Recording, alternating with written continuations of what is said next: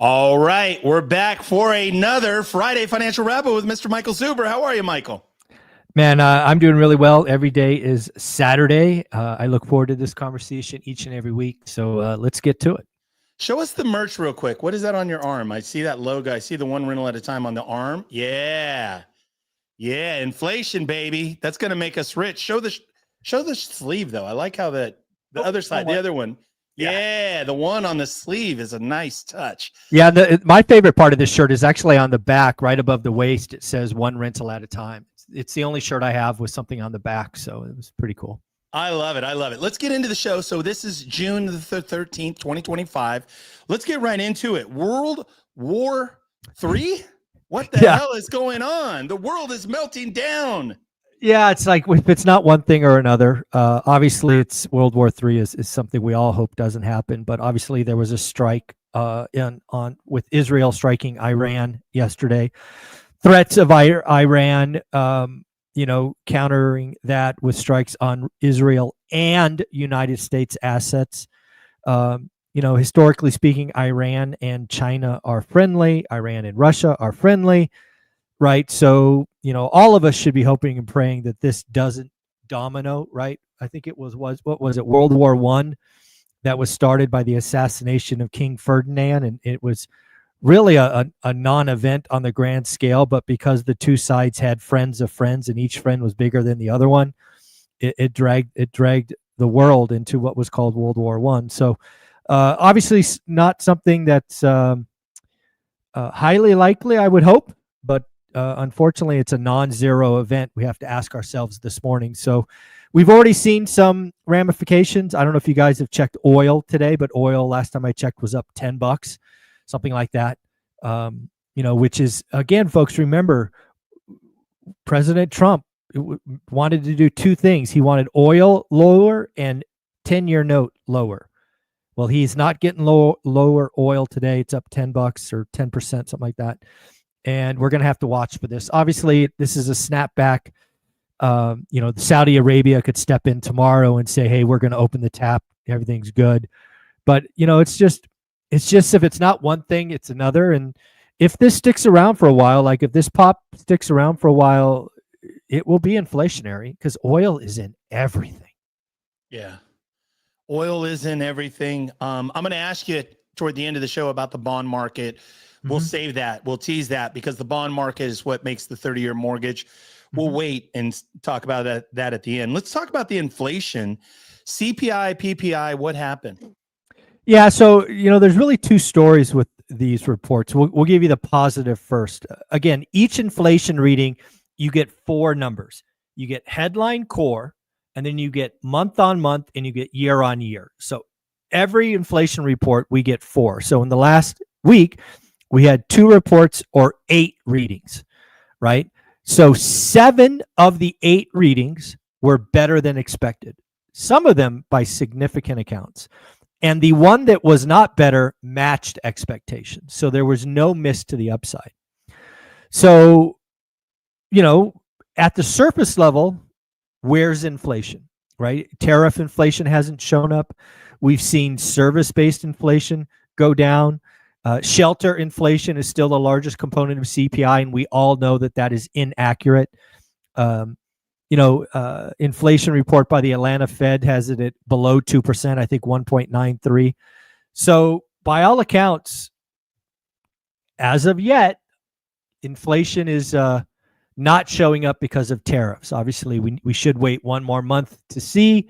But as of yet, surface level, inflation was much better than expected this week. So better. Okay. That's a piece of good news. It certainly is, yeah. And 10-year note fell. 10-year note fell Thursday and Friday because of it. In the midst of chaos. Okay. Very interesting. Talk about something sneaky, though. There was something sneaky in PPI. Yeah. And then also maybe connect the dots on the base effect. Something you talked about the last couple of weeks that I'm still kind of like, okay, how is that going to play out? Yeah. So there's one little component of the PPI that you had to dig into to get a yellow flag, right? Okay. Sometimes you get economic reports at the surface level and they're all groovy, like these. Both of these reports, way better than expected. But if that's all you looked at, I think you're missing a warning sign inside PPI, right? PPI is the leading indicator of inflation, right? It's what the wholesalers pay, not what the consumer pays. So again, if you're looking at PPI underneath the surface, there was actually quite a bit of goods inflation. It was just masked by a decrease in services inflation, right? So if you have one going down but one going up, they kind of cancel each other out. So I was left thinking the PPI report was more concerning than the media. The good news is, at least in the U.S. economy, services make up about 60%, 65%, goods only 35%. So again, it might take a lot of goods inflation to kind of pull that back. But for a consumer that's, buying food and, the essentials called staples, I think there's a little bit more concern in the PPI reading than I think a lot of people looked at. Because I think goods inflation, which you would expect, right? Goods are impacted by tariffs. Services are not impacted by tariffs, right? Because it's hours of people's time. So I actually was left thinking the PPI report was not nearly as good as the headlines made it look. Very interesting the way the headlines make it look. The other part too, that it'll be interesting to see what plays out in the coming weeks or months, which is a lot of talk about with all the ICE raids, a lot in terms of producers of food, agriculture, livestock, Central Valley, fruits, vegetables, that there was a whole headline of something going on. It'll be interesting to see how that plays out in an inflationary. Any thoughts, any indications on how that might play out in the next weeks or months? Well, again, it does seem like President Trump came out in the last 24 or 48 hours with I'm going to call it a softer stance. I don't know what else to call it. But he's basically saying, we're not coming after the farmers and the hotels and the service industries, right? People paying their taxes. We're not doing that. Again, it seems to be a pivot from the hardline aspect from months ago, probably because that's what he's hearing from, those businesses. And, it's just going to be interesting to see how this plays out. So no real comment. I want to see what actually happens. I don't want to see the crazy headlines in the media. I want to see what happens on the ground. What actually happens? Wow. Hey, uncertainty. Yeah. It's uncertainty here. What is the $2? So we got 3 thumbs up and $2. I love that. What is that? That is a super chat. You can actually send over money, $2. Ninja Vanish sent it over. Google or Alphabet will love you. I think they collect 80 cents, and I will get $1.20. Nice. So, thank you, Ninja. Nice. Hey, if you get a few more, you can maybe get a cup of coffee. So there you go. At McDonald's, not at Starbucks, but at McDonald's. Okay. There you go. Let's keep going. China trade deal. Yeah. So again, one of my big thesis for the year was things are going to get better and better by July 20th. I'm sticking with that. And perhaps the biggest and most complicated and most consequential trade deal is China.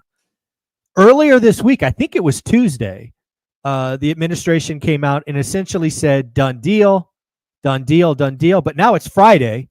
Lots of other stuff going on in the world, obviously. But I don't think it's a done deal yet. But that said, no signs are it's going anywhere. It sounds like it's going to get done. And if we can get the China deal done, one would have to think you can get Europe and Canada and Mexico and others. So, again, I think as I said, I think now 6 weeks ago, uncertainty is getting better and better every day. And I still feel that way. Mentioned too, very well said. The China deal is a big deal. It's interesting too that the headlines were dominated by the riots. It almost seems like the trade deals have all of a sudden taken a back seat. Did you feel that way in the main media? If it bleeds, it leads. As a content creator who now understands that your headlines have to be scary and consequential to get people to click, the riots and all of that is a lot more. If it bleeds, it leads.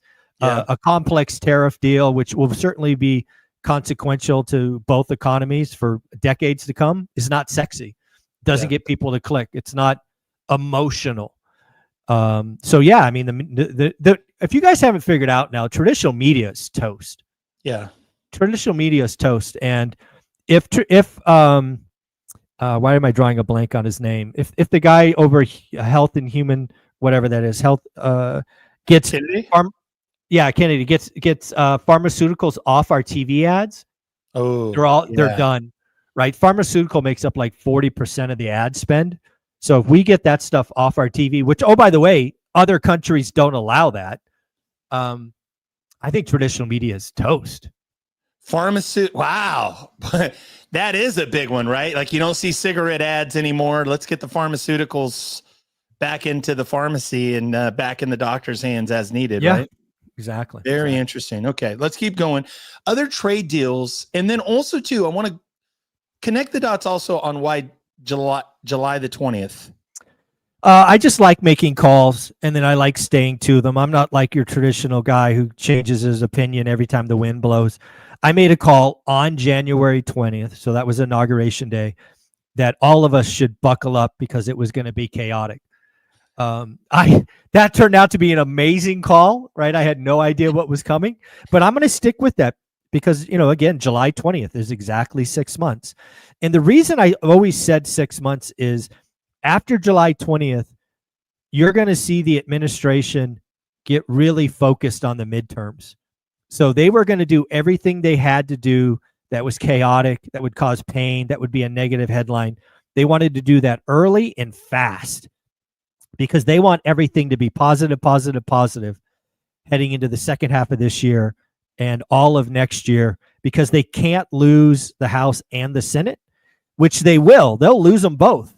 If it's this chaotic a year from now, Trump becomes a lame duck president. He loses the House, loses the Senate. He can't get anything done. So he is no fool. His administrations are no fool. So he can't be crazy and bombastic and all of that stuff after July 20th, in my opinion. Okay. And then anything else on trade deals that you like, just thoughts or even headlines from this week or thoughts from this week? Yeah, the other thing I think that was important, because again, we're getting really close to the 90-day pause being over. Scott Bessent, who's really in charge of all this, obviously Trump is the ultimate approver, but Scott Bessent is doing the work. He floated an idea which will likely happen for the countries that are extending good faith and like doing the work.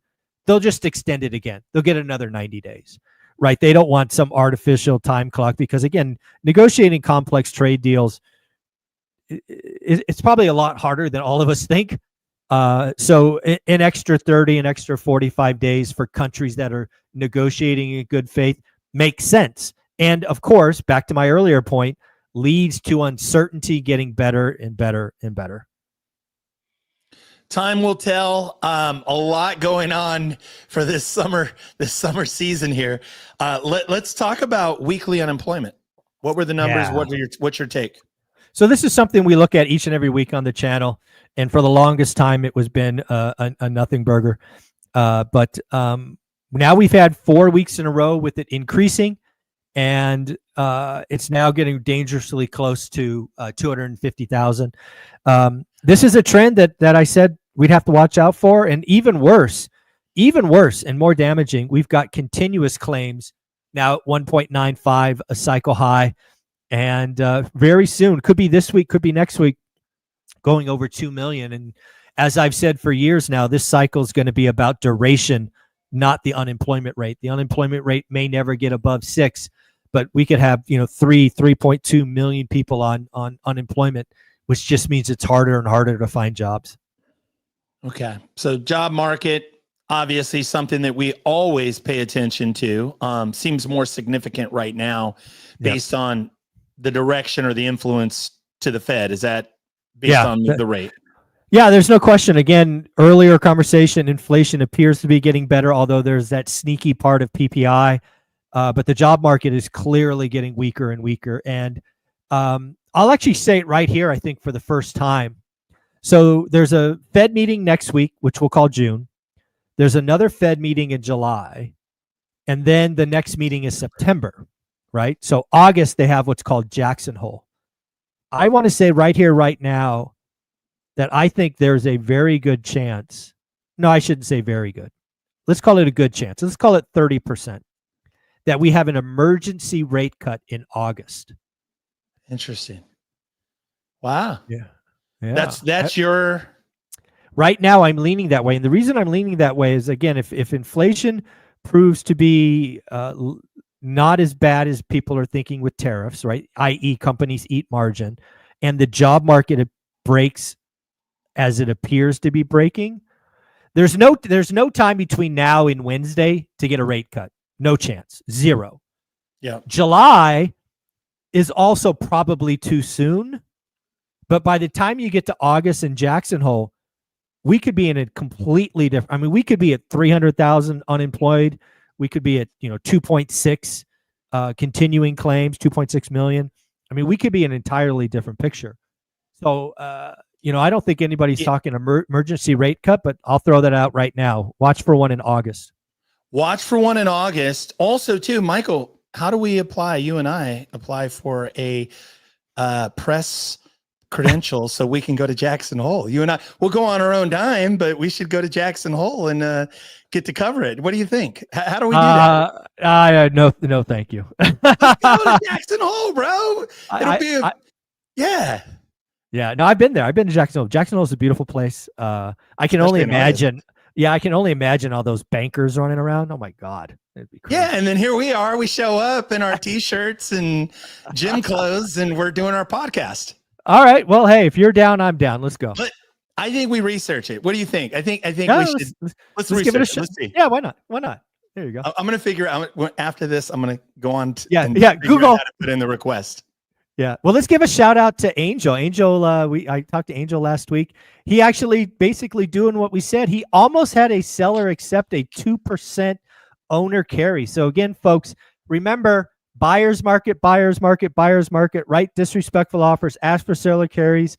We're seeing inventory explode. This is the time to get creative. This is the time to do the work. And if they say no today, follow up, do it again. This is how you get rich. I love it. Let's shout out to the babyface millionaire Cody. He sent 99 cents, which I love. That is clever. Babyface millionaire Cody Davis. This kid, man, if you guys don't know Cody Davis, and I say kid only, we're in our 50s. We get to say stuff like that now. He's younger than my daughter by 7 years. So yes, you can call him a kid. Yeah, he absolute doer, man. Him and his partner, man. Those guys are doers. So let's keep going. Let's talk about, and this is great. I love this. The shadow Fed chair. I wouldn't even know what that is. You talked about it 2-3 months ago. You called it. What's happening? How is it all playing out right now? Yeah, this is something I brought up as a back. This is way back when Trump was going hard at Powell. I kind of knew that he couldn't get him out, and more importantly, I knew Powell wasn't going to quit or resign. So I said I thought President could nominate somebody creating a shadow Fed chair. At the time, I was the only person talking about it. It now appears to be happening. President Trump earlier this week said he's going to nominate the next Fed chair. And this might be one of those be careful what you wish for things, because as I see it, this is what will happen. President Trump will nominate a Fed chair that he thinks will be more of a pushover, do what he wants versus Powell, which is not. And then, oh, by the way, because again, as a nomination, he doesn't have to go through the ringer just yet, right? He doesn't have to go through Congress and the Senate to get approved. He can just be nominated. And then he goes on every news network every single day, probably multiple times a day, second guessing and saying why Jerome Powell's an idiot and a moron and a numbskull. And he'll use better words than that. But basically, he'll Monday morning quarterback Powell and make his job very uncomfortable. And then I fear Powell gives up and says, I'm out. You can have the job. And I hope he doesn't do that, because what will happen if that happens, the bond vigilantes will go batshit crazy. And we will see the 10-year note shoot way higher. It'll backfire. It'll backfire big time. Again, folks, you guys all begging for the Fed to cut. Do you not remember what happened the last time? The Fed has cut 100 basis points and rates went up 100 basis points. Yep. So be careful what you wish for. Like October. That was right. Yeah. Like October. That was Yeah, the bond market is very clear. The bond market wants Powell to finish his term. And a shadow Fed chair that goes on every news network could be so uncomfortable that Powell just says you can have the job today. And he bounces. He's like, peace. And that will not be good, in my opinion. Not good. Pay attention. The Fed, it's a really big deal, man. It's a really big deal. So, especially for what we do, right? With real estate and housing and 30-year mortgage, the 10-year. Let's keep going. So let's talk about the Vegas housing market. I want to hear this news. What's going on in Vegas? Yeah, so we got an update from Joe D. Joe D is a personal friend of both of ours. He's an agent to the Stars here in Vegas, and he called me yesterday and he goes, Zuber, I got an update for you. I'm like, okay, I'm all ears. Obviously, if you don't know who Joe D is, you're missing out. He's been servicing the Vegas market for 30 plus years. Just this top 1% of the 1% guy. And he's like, Zuber, I've been tracking the Vegas market for so long. I'm seeing a problem. I'm like, okay, tell me what it is. He goes, like, I know the Vegas market so well that I know what markets fall first, right? Because everybody should know their buy box as well as Jody knows Vegas, right? Everybody has a part of their market that goes down first. And then, oh, by the way, it's the last to recover. And Jody called me this morning after going over the numbers for early June. He's like, it's happening. Certain parts of our market are getting zero activity. You have no pendings, right? So again, I hear that and go, great news. Buyer's market getting serious because people know that I think people know that I'm trying to buy in Vegas. So after that conversation with Jody, I have identified a property that's currently listed for $399. It's only been on the market 37 days, so I'm not going to write the offer until day 60. But I am going to write an offer on that house. It's a 3-bedroom, 3-bath. It was built in the late 2000s. So it's 20 years old or so, maybe 15. I'm going to write it for $300K cash. Now, again, I don't expect them to say yes. I expect them to start a conversation or tell me to F off. But guess what? Day 75, I'll do it again. Day 90, I'll do it again. And I've already checked in that market, in that community, there's another, 7 or 8 homes being sold. So lots of inventory, lots of choices. So yeah, I'm doing what I say. I'm going to get aggressive. I'm going to write lots of disrespectful offers. And I found a $399 that's going to get a $300K cash offer, 10-day close. And we'll see what happens on day 60, day 61. So it's happening. It's happening. And I see it across the board too. I see it in parts of the East Bay, Solano County, Contra Costa County. And then in the Central Valley, we see parts of the market that are just, it's dead. It's just nothing's going on. There's no showings or very low. You let that extend out a little bit, and then pretty soon you're the only game in town. Like, how bad do you need to sell? Because again, remember, sellers today, and this is what all the doomers don't get.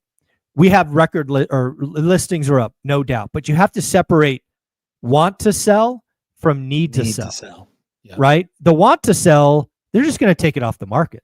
They're like, screw it, wait to the spring. Yep. Need to sell, I'm going to be the only game in town, right? Do you want my cash offer in a certain close, or do you want to keep waiting and waiting and waiting? So we'll see. Yeah.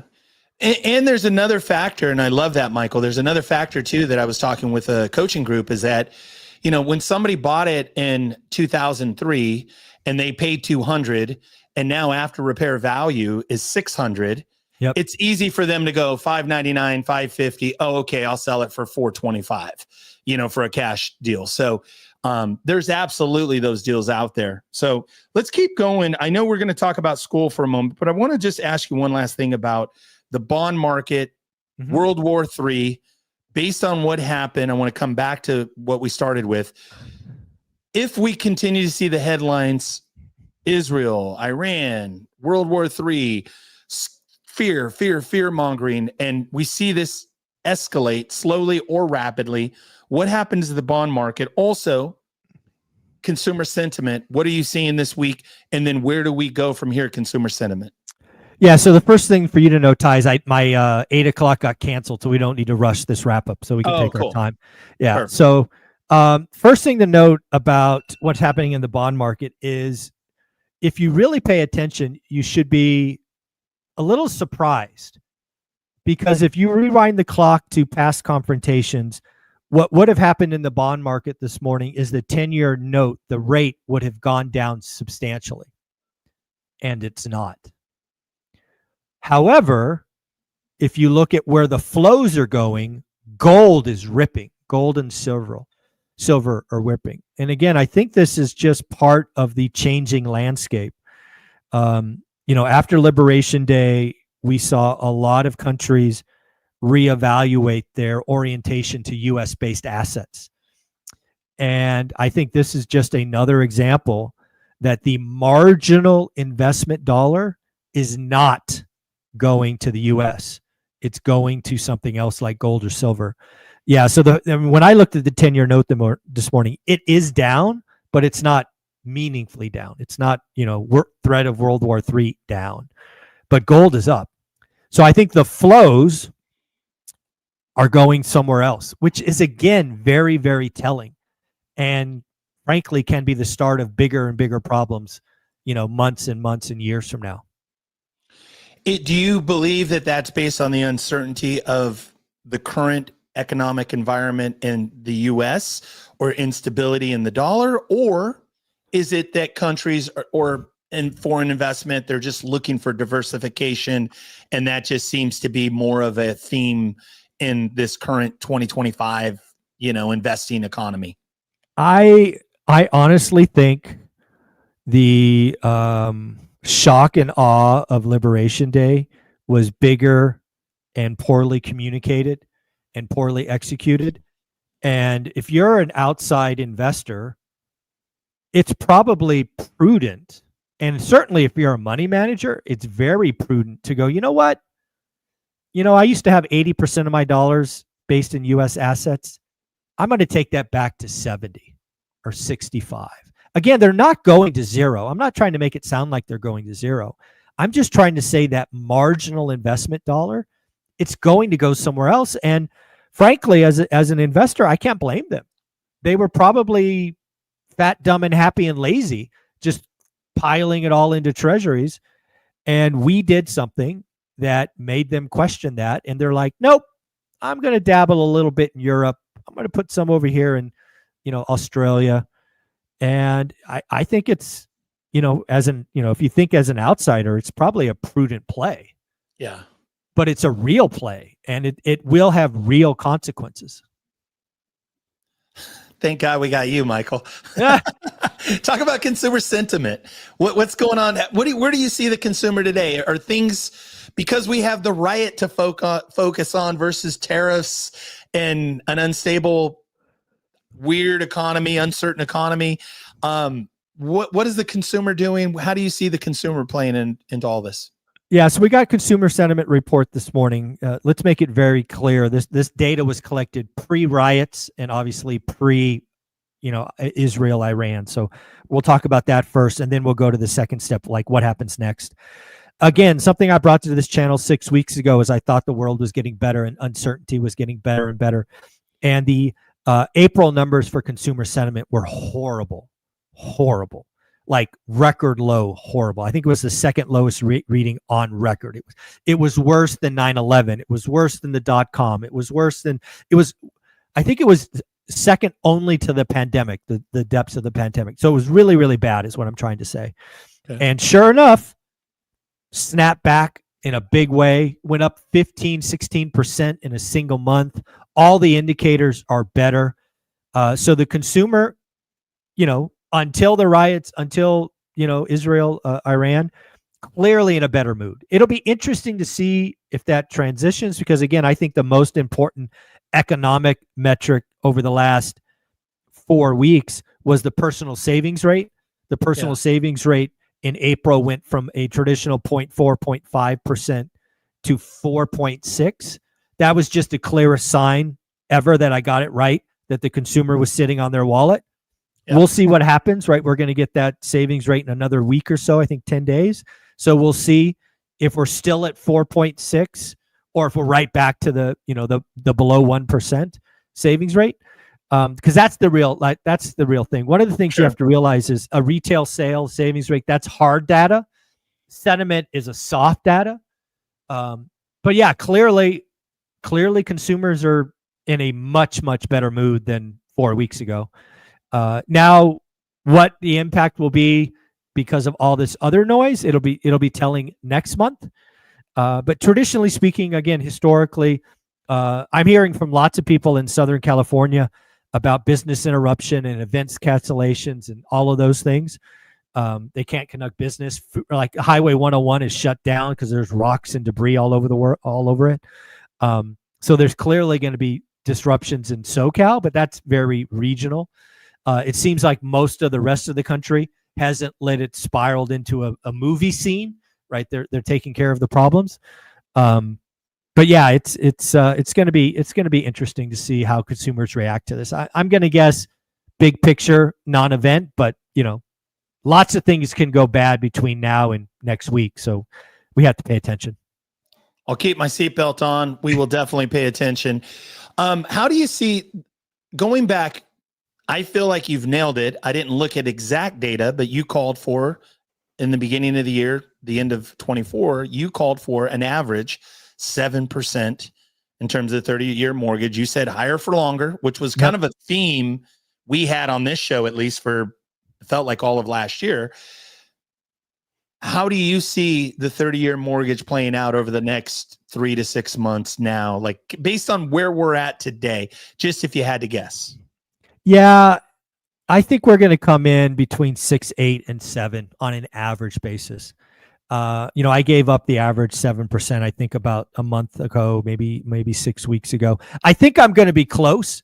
I'm certainly going to be more close than the other experts. Lots of experts were calling for 6.6.